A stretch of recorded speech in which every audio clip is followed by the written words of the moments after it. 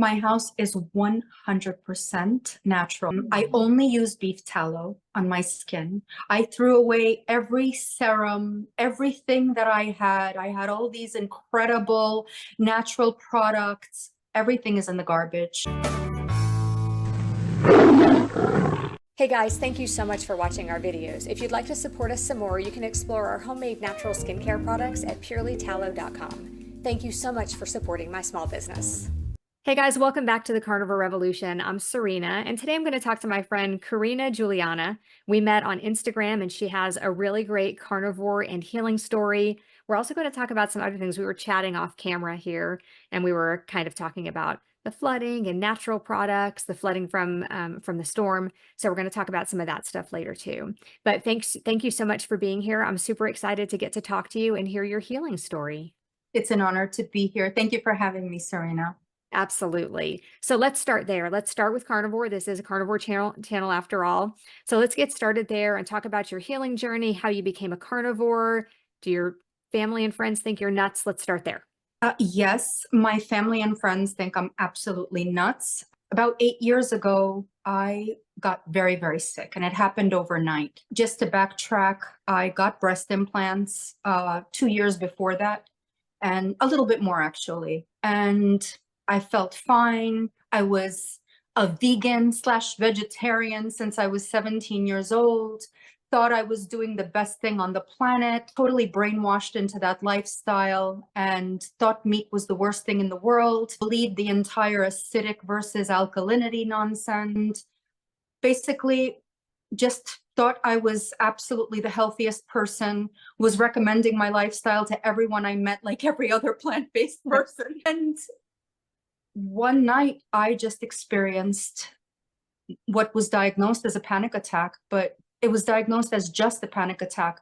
But for me, it was the most devastating thing I had ever experienced. And that led to me becoming completely debilitated with panic attacks and anxiety and all kinds of issues that I found out later were Lyme's disease, Epstein-Barr, Crohn's, and the last autoimmune disease that I was diagnosed with 2 years ago was POTS. And POTS just totally put the icing on the cake for me. Mm-hmm. I actually became bedridden and thought that I would have to spend the rest of my life in a wheelchair. And all the medical doctors were telling me that I needed to be on beta blockers and all kinds of anti-anxiety medication. But one thing was that I've always been into alternative medicine, and I always understood that it was diet that was making me sick. Mm-hmm. The first thing that I did was remove my implants and blocks, so all the scar tissue was removed. So I figured after that I should heal completely, because that's got to be the reason why I'm sick. And I did get a little bit better, but it came back with a vengeance. Everything that I was doing was hitting me harder and harder as I was progressing with my lifestyle. And then I figured, let me try Ayurveda. So all my conditions were Vata, wind related. So I was having rice and lentils with ghee and dates solely for like a year. And that just made me sicker and sicker. And I tried Chinese medicine, and I tried herbs, and every herb I took, I was getting sicker and sicker. And I would actually have a tea or take a supplement and literally start having panic attacks. Possibly 10 minutes later, some would happen 12 hours later, some would happen within the week.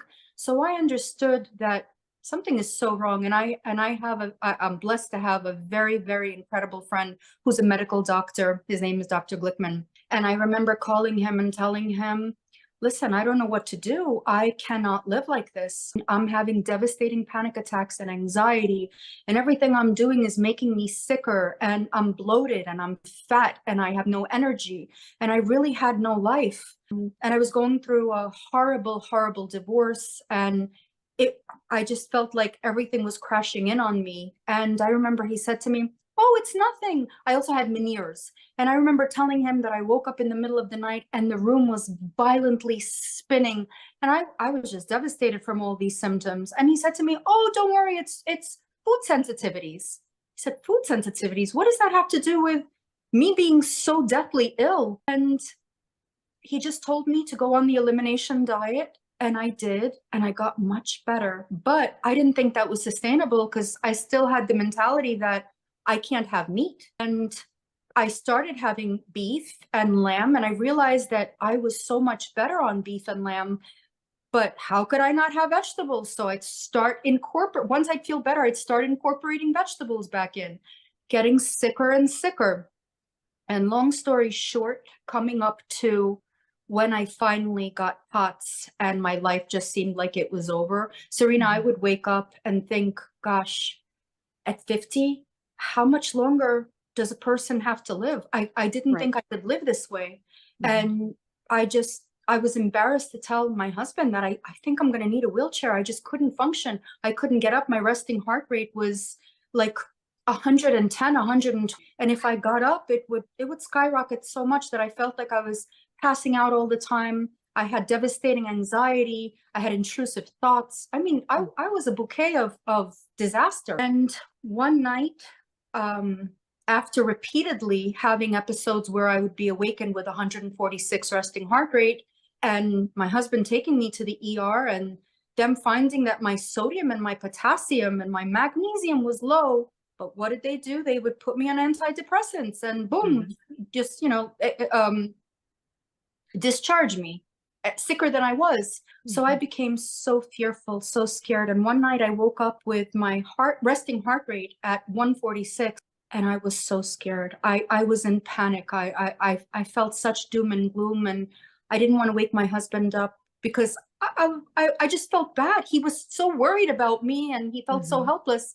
And I went into my closet and I just passed out. And I lifted up my head after some time, and I just realized, gosh, I can't do this without God. Like I can't. And there's got to be a really big purpose because he's still keeping me alive. And I always knew that I had to help people. So I said, Lord, whatever you want from me, whatever you want me to do, I realize it. My heartbeat, my breath, it all comes from you. And if you're still keeping me here and you haven't healed me like this, which I know you can, then I know that there's something that you want me to do. He just gave me this peace which surpasses all understanding. And I said, how do I heal? What do I do? I'm doing everything. I don't know what to do.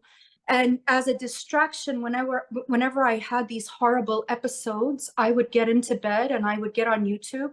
And I did just that. And the first video that came on was Mikhaila Peterson with her testimony on the Lions diet. And I said, okay, I get it. So from that moment on, I ate nothing but beef, salt, and water for a total of 3 months, to where I literally woke up on the 3rd month marker. And I said to my husband, Joe, I said, babe, I have my life back. I'm actually normal. Like I actually feel normal. There's nothing wrong with me. And I kept on the Lions diet for 11 months. And then I started to reintroduce things. And by the way, when I hit the 3-month marker, I tried to add onion just a little bit because I felt so great. All of a sudden, I'm like, oh, that's it. I'm healed. Yeah. I tried to add a little bit onion into my stew, and I had anxiety right away. And I said, okay, I get it. That's fine. No onion for me. So 11 months, just beef, salt and water. After 11 months, I added lamb because I could not before. And now that it's 19 months, I put as much butter as jerky that I make. So it's actually jerky with butter. Yeah. And I have pretty much a strict carnivore diet. I don't really have spices. If they're in something, I find that I do okay with it, but I do the best on the Lion diet. That's amazing. I actually got a little bit teary-eyed listening to you. The idea that you woke up one day and realized you were better is just so amazing, and I still have chills. I wish everybody could hear, like, just even the last 30 seconds of that story before you said you woke up at 3 months and realized that you were better, because so many people don't give it that long. People want an easy fix. People want to do it quickly. So many people don't really feel like they can heal. And I just think that's amazing that you woke up that day and you were like, yeah, I'm better. That's awesome. Serena, God is so good. Sometimes he can heal somebody in the blink of an eye, but Yeah.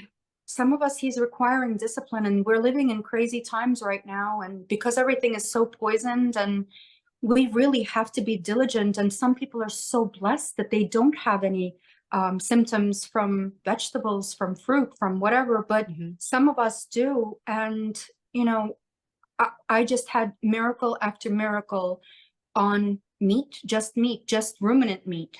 That's amazing. And so let's talk about that, about your friends and family and about how they reacted to it. Like for me, it was a year before my husband even knew. He knew that I was just eating the meat, but he didn't realize that it was a choice. Like, I mean, I had a weird post-sickness issue with my taste and smell, and that was the only thing I could eat. And so it just kind of became the norm, and nobody realized it was right at a year before I looked at him one day and said, well, this is all I eat. He just didn't realize, like we would sit down for dinner and we'd have steak, and there was always something for like the kids and for him too. It just didn't occur to them, I guess, that I was literally only eating meat for the last year. And I think for me, they were burned out on so many things: juice fasts, water fasts, cleanses, Oh, Weight Watchers, Jenny Craig. They were so burned out on all of the things that I had done over the years that this was just another one of those to them. They thought this is just another phase she's going through. So what about you? How did you deal with all that? so that's very similar to my Yeah. story. They've experienced me on militant vegan, Yes. on militant Same. juicing, militant fasting. You know, I would all of a sudden learn something and had to share it with the world, and of course, my family had to suffer through it. Same. But Serena, this was so different because I could not eat anything else. And it was hard because I had family members that really gave me a hard time. And I understand they were worried about me, and they really thought, I kind of brainwashed them into thinking that meat was so bad. So I understand. The thing is, I also went through horrendous meat aversion during those 3 months, those initial 3 months. I had days where I could not look at meat. I had days where I couldn't smell it. Just the thought. And by the way, after that night that I experienced that miracle where, I saw the video of Michaela Peterson sharing her testimony, I couldn't eat meat. I was so sick. I was so nauseated. I had pains in my liver. I had so many things that I was going through because I suffered with severe leaky gut, leaky brain. And I really had an aversion to the thing that was going to heal me. And I had to trust in the Lord so much that I just knew that, okay, if I can't eat meat, let me try bone broth.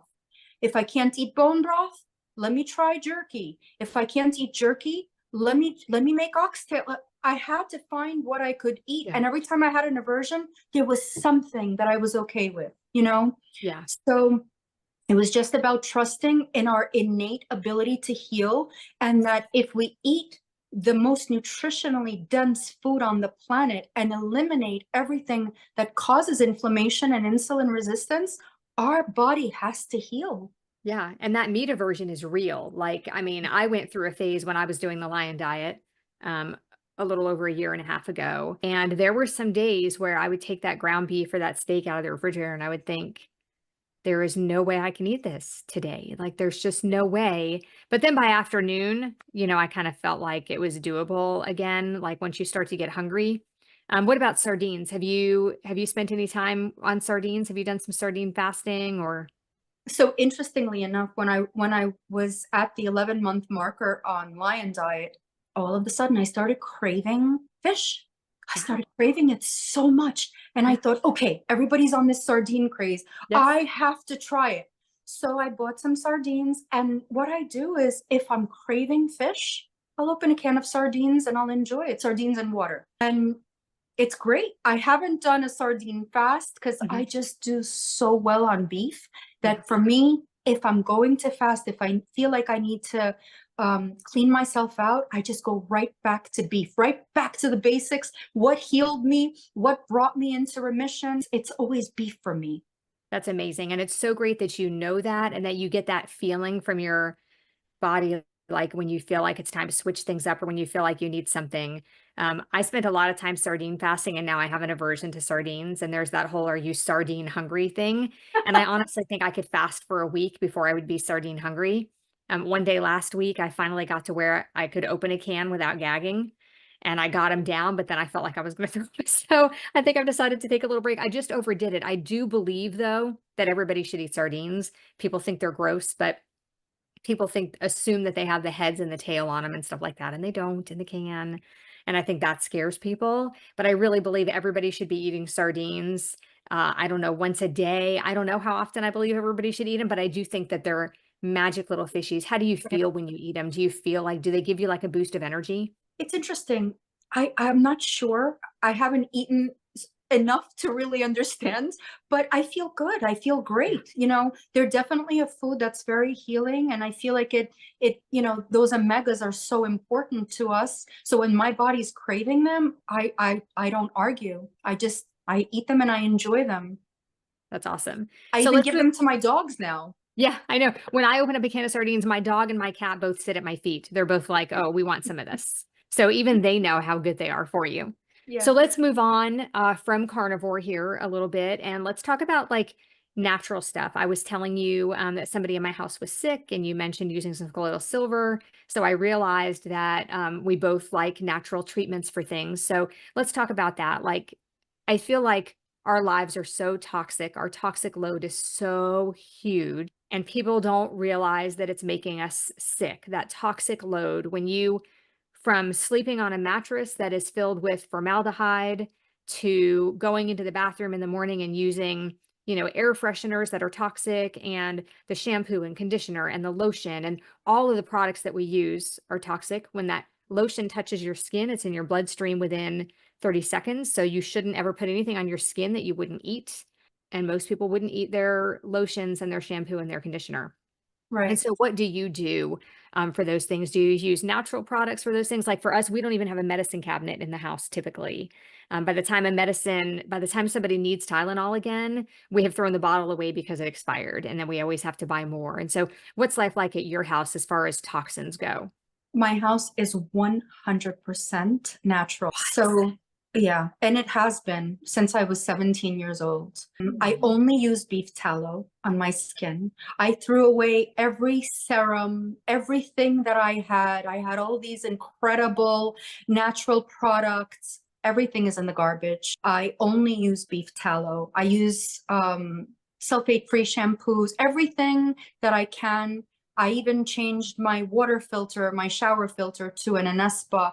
I absolutely cannot afford to poison myself anymore than the poison that's being force fed to us. Yes, that's right. And there are toxins everywhere you go. I actually once had a reaction just to being in the grocery store shopping. I determined that it was something that they had cleaned with because of the way I felt. Like I felt like I do when I am around a toxic product, like a toxic cleaner. And those toxic cleaners are endocrine disruptors. They can cause hormone imbalances. They can cause ADHD in children. They can cause infertility. There are all these issues that are being created by the toxins in our lives. And like I said, it's everywhere you go. It's outside, it's inside, it's at the stores you go to, it's everywhere. So how have you found ways to avoid that? Like just in general, what do you use for cleaning? So I have Method, all natural products. I have a set, God bless you. I have these essential oil cleansers that I use. I just try to get everything natural that I can from stores. So you mentioned endocrine disruptors, and I want to tell you that before starting Lion Diet, my hormones were at zero, basically. I mean, I was a walking mess, and I had bleeding fibroids. And interestingly enough, when I had that last POTS episode, I was also bleeding to death. I was bleeding to death. I wasn't just bleeding. It was remarkable bleeding. And if it wasn't for this Chinese medicine, this herbal medicine, I wouldn't be here. And if it wasn't for Lion Diet, I can't even, my hormones are all regular and my testosterone is a little bit elevated, which is ideal. And literally, I'm going to be 53 next month. And I have never had a normal period in my life. And now they are all normal. So that's another incredible testimony to meet. Sorry, I had to go back there because this is so important. It is. It's so important because all of those toxic things. So I like to look at it like this, and I've used this analogy a few times recently, but I like to look at it like this. So, because people will say, but I was using that my whole life and I never had a problem, and now I get hives, or like all of these things. So I like to look at it like everybody has a bucket for their lives that can hold their food allergies, the toxins, the stress, the artificial ingredients, like all of those things. Like you have this bucket. And at some point, when the bucket gets full, it starts to overflow. That's when we get autoimmune diseases. That's when we get things like hives or infections, or like all of these things start to go wrong, right? So if you can figure out how to bring everything back into the bucket, it doesn't have to be perfect. I think people think, oh my gosh, I can't do that. Everything has to be so perfect. We can't avoid all the toxins. We can't avoid all of these things. And that's true. We can't avoid all of them. But if you can do your part and do the best that you can do and bring everything back into your bucket, you'll know when your bucket isn't full anymore because you'll start to feel better. The hives will stop. The autoimmune diseases will go into remission. And so one of the best ways to do that is through an elimination diet. So you reduce as many toxins from your house as you can. You clean with white vinegar. I don't use shampoo or conditioner anymore. I just use white vinegar in my hair like once a I have week. to try that. Yeah, it works amazingly. And your hair is soft. It feels like it's been conditioned. It feels like you've put conditioner in it. It's amazing. Apple cider vinegar or white vinegar. And so you can eliminate that. You know, that's one more thing that you can eliminate. So you eliminate the toxic cleaning products by cleaning with vinegar, scrubbing with baking soda. You eliminate some of the medicines by switching over to some essential oils, like you mentioned. That's what we use in our house. And then you eliminate the processed foods from your life. The processed foods, the flours and the sugars, and the vegetable oils, and your bucket, most of the time, without doing a whole lot of extra stuff, your bucket won't be overflowing anymore. Absolutely. Enzymes, systemic enzymes, digestive enzymes, probiotics, minerals. Yeah. So important, and people just neglect them. Very important in healing. Yeah, people absolutely neglect themselves because the products that we use today, those normal products that are on the grocery store shelves or the shelves at Walmart, the cleaning products, the lotions, the makeups, all those things that we've mentioned, those aren't normal things for our body to be absorbing and for us to be ingesting. And that's why we have so many more instances of autism, of cancer, of autoimmune diseases now than we've ever had before. Absolutely, Serena, and all the GMOs. We Oh, were not created to eat GMO food.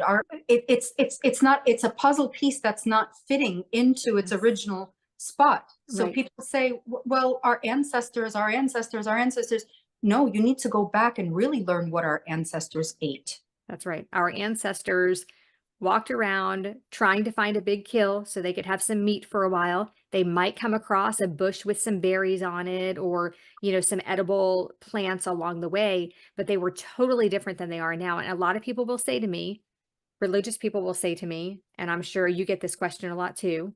So some people will say to me, what about the Garden of Eden? How can you get rid of all of those plants in your diet because of the Garden of Eden? So what is your response to that when people ask about the Garden of Eden? We are not in the Garden of Eden. We have fallen from the Garden of Eden and the Garden of Grace. And I believe that the ideal diet for us absolutely was, from the beginning of time, meat, fat, and, like you said, berries and fruit in season. There was no such thing as having strawberries all year long, That's right. or having strawberries come from Mexico or come from another country. Everything that grew around you kind of grew for you. And I believe that vegetables, they didn't look anything like they look now. And most of them were for our livestock. So it's interesting. Yeah, and I We know could that, forage. huh? We could forage and find mushrooms Yes. and certain things, but think about the amount. Yeah. And to go back to essential oils for a minute, I was a wellness advocate for doTERRA essential oils. I still am. I just don't do it as much.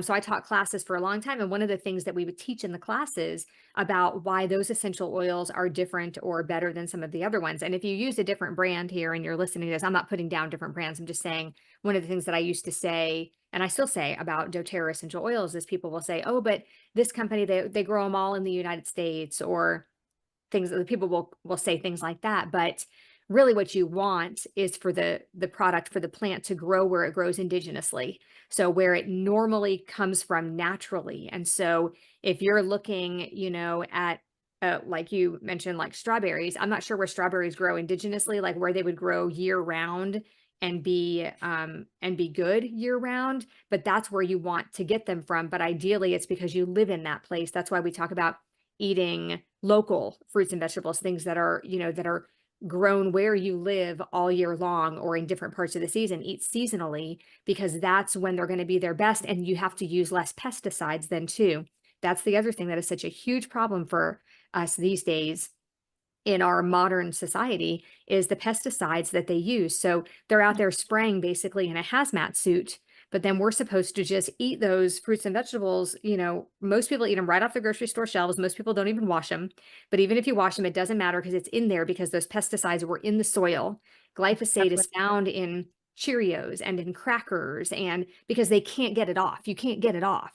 And I just don't understand how we can think that it's okay for us to eat something so covered in chemicals. And I know a cow isn't perfect, but it does cycle out most of the toxins. And so I feel like carnivore is the best, but I don't think everybody has to be a carnivore. Do you feel like that? You feel like everybody has to be a carnivore?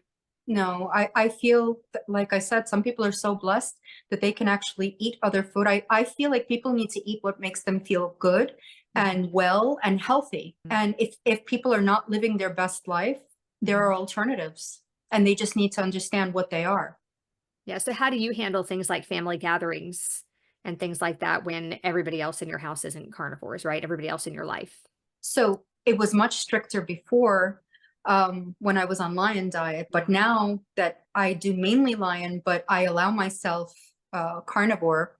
This Thanksgiving and Christmas, I'm having Courtney Luna's bread made into latkes and all kinds of interesting things.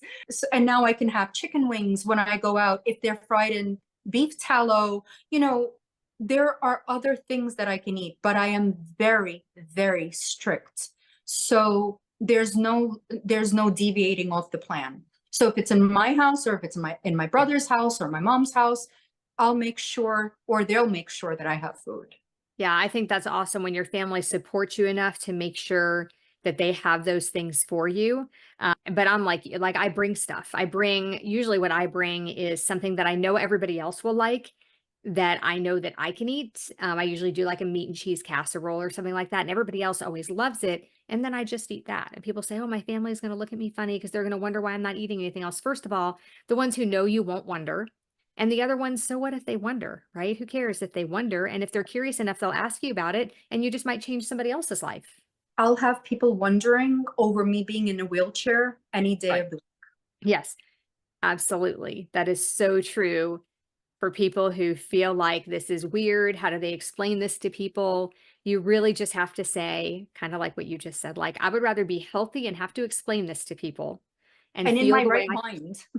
Yeah, right. Yeah, exactly. And I think as long as we can spread it without seeming pushy, we should absolutely be spreading it everywhere we go. Yes. Yes. Okay, so now tell us, what does a normal day of eating look like for you? So mornings are black coffee that's mold free, Mm-hmm. Low acidity, Mm-hmm. with beef jerky that I make myself, Mm-hmm. and lots of salted butter. Lots and lots of salted butter. Lunch can be ground beef with lots of salt, or a steak, ribeye. And dinner is one of the above. It can be anything, any beef product. Yeah, and the funny thing about eating like you're eating is, although people do go through an aversion at some point, once you kind of settle in, you just know what you're having, and it takes those other things out of the equation and just makes life easier, don't you think? It really does. I used to be in the kitchen all day on my day off, cooking for the family, cooking all sorts of things. And now it's like I put the jerky in, I'll put some beef into the fast cooker or into the oven, or I'll put some ground beef on the pan and call it a day. And literally now I get to go to the gym, which is my new phase in life. So definitely. That's wonderful. What kind of workouts are you doing? Strength training. Trying to build muscle, which, by the way, interestingly enough, on carnivore, I've built so much muscle not lifting a finger. So it's I'm excited to see where this will take me. Yeah, and it's easier to maintain too, because you're eating so much protein and for the people who think you have to have carbohydrates. I mean, that's just, it is so not true. I mean, I've heard a couple of people say, oh, I don't have enough energy for my workouts, but I've never had that problem. Have you? I don't ever Neither. feel like I don't have enough energy for my workouts, even like for sprinting or weightlifting. I just, I feel fine. I think some people use it as an excuse. Don't you think? I don't think they know better. They're so Yeah. used to those crashes from Yeah. carbs that they don't know any better. They need that car. It's an addiction. It's an Yes. addiction or it's a fix. Yeah. And It's once easy. you're out of that cycle, you get to experience steady energy throughout the day. Yeah, and I think it's kind of the same way like somebody who drinks alcohol will say when you're stressed out, they'll say, "Oh, you just need a drink." I think it's the same way like somebody who turns to carbs or sugar as a relief thing, which I used to do. You know, I used to use food as my medicine, you know. I mean, as my drug, not as my medicine, as my drug. Now I use it as my medicine. But I used to be there. Like when I was stressed out, I would want candy or I would want, you know, popcorn or I would want something sweet when I was stressed out. And other people still do that to me. They'll say, oh, you should just have it. Oh, you're stressed out. You should just have it. I really believe that sugar is the only drug that it's acceptable to publicly shame somebody for not using, because people don't do that with alcohol. If you don't drink, people assume there's a reason for it, but you don't need a piece of cake. People want to know why, and they want to tell you how good it is and how much you're missing out. 100%, Serena. I feel like the Lord took our weaknesses and is using it for glory, because that's exactly right. He will create strength out of our weaknesses. Yeah. Yeah. I agree with that Discipline. Discipline is so required right now. It is. And in so many things too, not just in food. Like, you know, we were just talking before we started recording about the flooding in North Carolina, Tennessee, from Helene, from the storm. And there's a lot of bad stuff going on. You know, we've got people sleeping in their cars at the grocery store. People don't have power. People lost their homes, you know. People, it seems like people are just wandering around aimlessly for the last few days here where I lived. I live in Southwest Virginia. And while we didn't have any damage, the areas surrounding us have just been, were hit pretty hard with flash flooding. And so homes were washed away. And I think it's in times like this, when things are stressful, that we should be even more strict. We should be even more resolved in food as medicine and food as helping people. There are going to be many, many more people prescribed medications like antidepressants and anxiety medications and things like that for the next little while everybody is finding a new norm here and in the areas where people were hard hit. And I think even in those circumstances, the food can be the medicine, and the food can help people not see things for as terribly, because you can use that food to boost your immune system, to boost your mind. You need the cholesterol, you need the fat. It's going to help you see things differently. It's like the lights come on. Absolutely. And there's such a peace, isn't there? Such a peace. A peace in the midst of the storm. Yes. A peace in the midst of the storm. And several of us have talked about this on some videos, like, if you can make yourself like sardines at a time like this when the grocery stores are closed and you've got a stockpile of sardines, you're good. You know what I mean? Like we've kind of joked about, you know, when the revolution comes and, you know, and things aren't good and we can't get goods from the grocery store and stuff. If you've got a stockpile of sardines, you know, and that'll be the last thing at the grocery store too. When you go in and everything's been ransacked, there's always going to be sardines. Yes. Okay, Karina, thank you so much for doing this with me today. This was a super fun conversation. It's been such a pleasure. Thank you so much for having me. Absolutely. And thank you guys for watching. We'll see you next time on the Carnivore Revolution.